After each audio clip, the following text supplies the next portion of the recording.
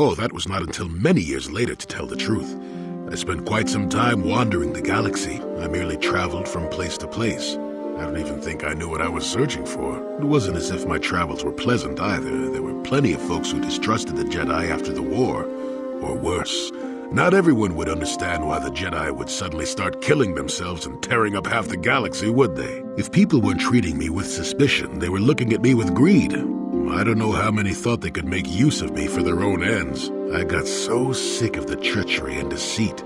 I left the civilized parts of the galaxy and headed instead for the uncivilized parts. Actually, I was on my way somewhere else when I crash-landed on Kashyyyk. The ship I was using was a rust bucket. I'd taken some damage passing through an unexpected asteroid field, as I recall, but I wasn't completely without some systems.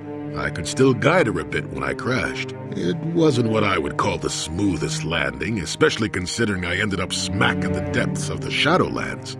But I lived. It seemed like an interesting enough place to spend a couple of decades exploring.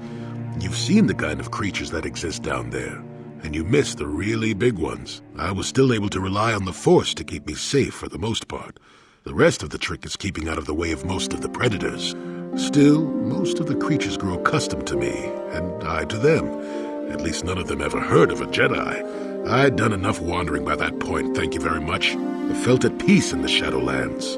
I can't say I was overly pleased to encounter a group of indigenous giant carpets either, I can assure you of that. I was the intruder in their land, after all.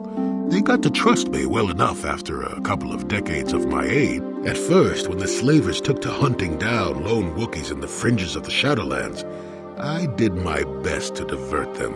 Later, when Shundar made his deal, I didn't see any point.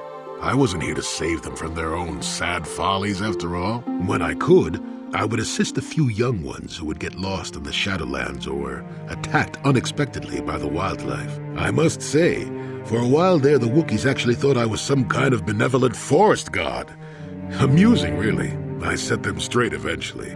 I had no idea that's what they were thinking for a long time. I just thought they were being friendly neighbors, leaving fruit and such for me. Later, when I started to understand some of their grunting, I realized they would say prayers to the Hairless One before descending into the forest. Hairless One. I used to have plenty of hair, I tell you. At any rate, it took a few bruises, but I set the record straight. I traveled to Rookworo and met with the chieftain in front of everyone. Freyr swatted at me just to see if I was real or not. I was real, and while it was a light swat, Wookiees are terribly strong. I was knocked out cold for a day. The Wookiees all thought it was quite funny. Kashyyyk is a place you can feel very small in. It felt good to devote my time to helping people and living simply. What can I say? I did it all for the Wookiees. The Wookiees.